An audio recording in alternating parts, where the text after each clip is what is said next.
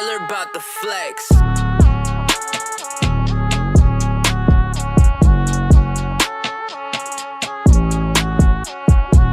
everybody, welcome to the Ozarks Sports Show. You're joined with the head coach of the Crane Pirates, Coach Bryan Harmon. Here for today's show, we got a weekly recap to do with Coach Bryan Harmon of the Crane Pirates. Recapping their games from the past week. The Pirates opened the season in U.S. Ballpark with a 12-2 loss against Hartville.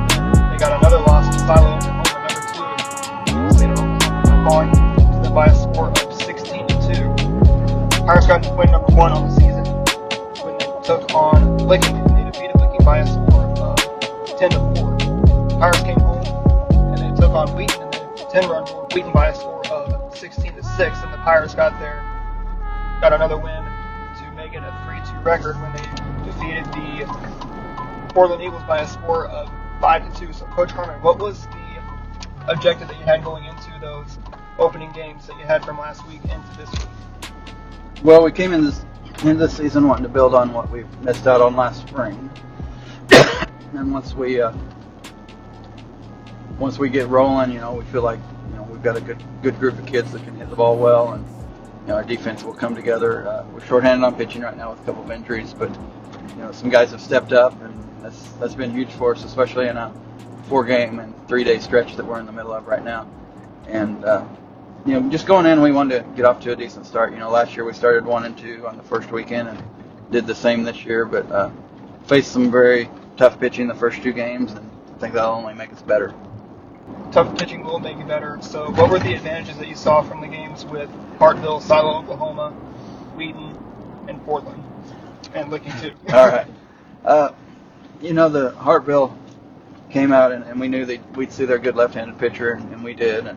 And we started Seth Steele, and Seth did a good job. Got through 2 efficient innings, and then kind of pitched in a little bit of bad luck. And once we got behind, it's really tough against the pitcher we face.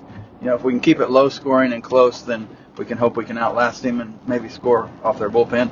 But we weren't able to do that. We did put some runs up late, kept it from being a run rule game, and did better down the stretch. But there was a lot of things. Our defense was awful that day, and as far as Silo, same thing. Bad defense, but those guys just hit the baseball real well, and they pitched it well.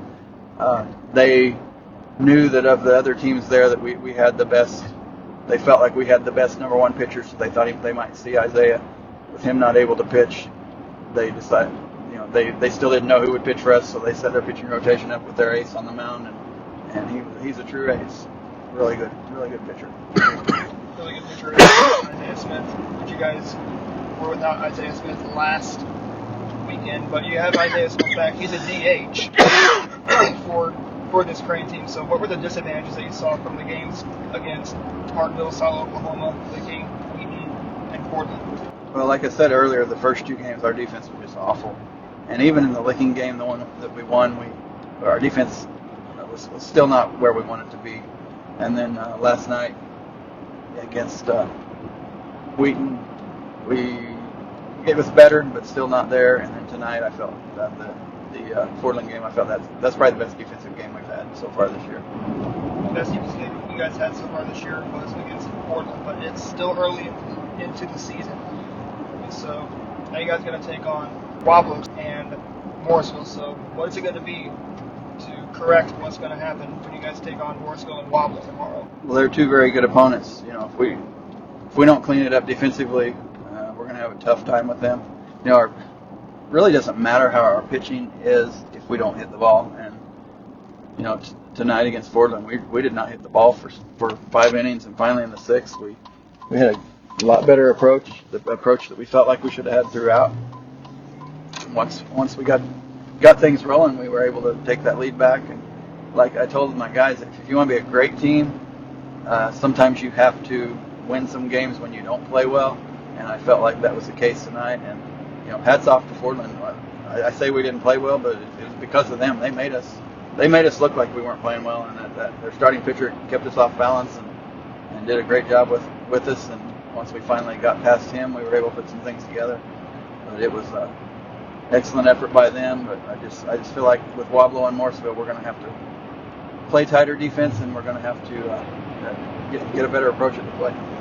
better approach the plate and tighter defense has to be the keys if you want to get wins number 4 and 5 tomorrow against Wappo and Morrisville. And now, what we heard before the season, you're actually the president of the Missouri High School Baseball Coaches Association. So tell me about what the president does, what his role is in the MHSBCA. Yeah, well, I'm actually the president-elect. I got that. I had that role last year, and it's a 2-year term. And Michael Minner, good friend of mine, coach at Charleston, is the president for the 2-year term.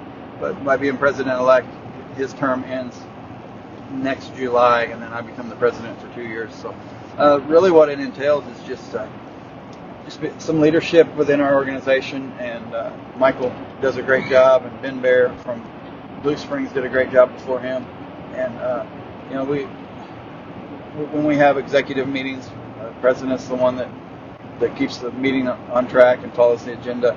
And then when we have our annual banquet in January, where we give out awards and induct coaches into the Hall of Fame, the president is kind of, I guess, the MC for the event. He keeps things rolling and does a lot of the speaking and gets to hand out a lot of awards, which is really nice. You get to hand out awards to the coaches throughout the state, get your picture taken with them, and it's a proud moment. We honor all the state champion coaches, and then on down the line of playoff teams, and get to meet Hall of Famers, and it's just always fun atmosphere. I got involved actually with the Coaches Association when Coach Conrad had already retired and he got inducted in the Hall of Fame. He asked me to go along with him and be his speaker that introduced him. From then on, I have not missed a clinic that we have. And then I got involved. Alan Stolte, that used to be at Billings, asked me to help step in and become the chairman of the rankings. So I did that for a while. And then Lucas Branson from Russellville was the Class 2 vice president. And he asked me to fill in for him one meeting that he couldn't be at. And then from there I got elected. And I've been the Class 2 vice president for several years and was able to step into the president-elect role and continue to be the rankings chairman. Continue to be the rankings chairman. So in the MHSBCA, is there a president-elect for all 5 classes here in the state of Missouri? Actually, the way it works is there's a president, and the president-elect is in line to be the next president. And then from there, each class has what's called a vice president. And what they do is make sure that all information is sent out to the coaches around the state in their class. They get representatives from each district to help vote on the rankings, and then they pretty much tally the votes for the rankings. And so I did that for several years as the Class 2 VP, and then in the last few years I've also been the one that all 5 classes send the rankings to, and get those out to the right people, get them posted on the website, and get them onto social media so that people see what's going on. And we also have a hired position, 2 hired positions. Bill and Janet Seaman are our executive director and executive secretary, and they're the backbone of it. They run everything, and the president just helps them pretty much. And without them, we wouldn't have the organization that we do. But each state has their own coaches association, but Missouri gets recognized every year at the national convention for our representation, and we're one of the strongest ones in the country. Missouri being one of the strongest ones in the country. Now back to Crane baseball. If you're going to point out some players who shined out on the diamond at U.S. Ballpark and back here at Crane, who are the players of the week that you would pass those awards out to from the games against, once again, Licking, Silo, Oklahoma, Hartville, Wheaton, and Fordland? Well, I'd have to say the opener with Hartville, Chase Conrad, stood out. I believe he went 3 for 4 at the plate, but I mentioned Seth having 2 efficient innings. A big part of that was Chase Conrad. He made two great plays defensively in the first 2 innings. And their coach joked with me after the second one, said that he thinks that Chase needs to go into quarantine so that we could keep him off the field. But Silo game, they're really, it was a weird game. They jumped out way ahead of us, and we had a long weather delay. Never really got going. It was only a 3-inning game, so there really wasn't any standout. I guess Blake Evans came in and threw the 3rd inning and did a good job in his varsity debut on the mound, so I'd say he might be the highlight there. And in the Licking game, we had a lot of guys. I think we had 3 triples that night. Aiden Shepard gutted it out for 5 innings on the mound, then got behind the plate for White Howard to close it out. Then in the Wheaton game, lots of guys put hits together. Isaac Robinson got our first home run of the year, and from there, Chase had another 3-hit night. And then against Fordland, you can't. I'm sure when I look at stats, there's going to be some guys that stand out, but the one that stands out in my mind right now is Wesley Clark.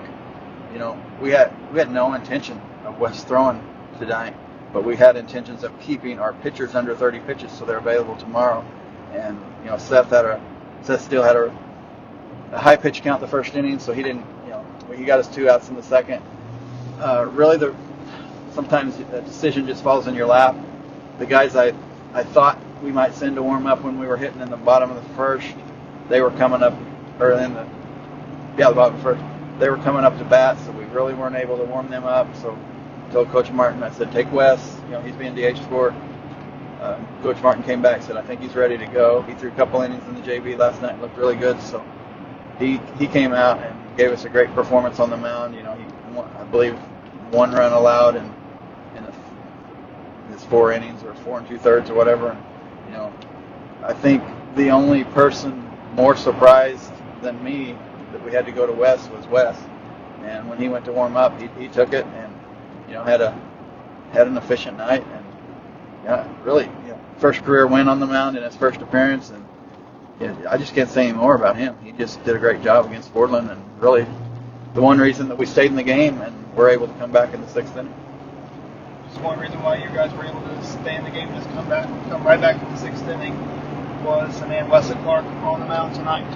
And now 30 hours you had to say to all the coaches that you played, from Parkville to Silo to Licking to Wheaton and to Fordland. What would your words be to all those coaches that you played? Well, Coach Horn at Hartville, great friend. We always match up and battle it out. And we're always worried about each other because we know that both of us are going to have our teams prepared. It's always tough.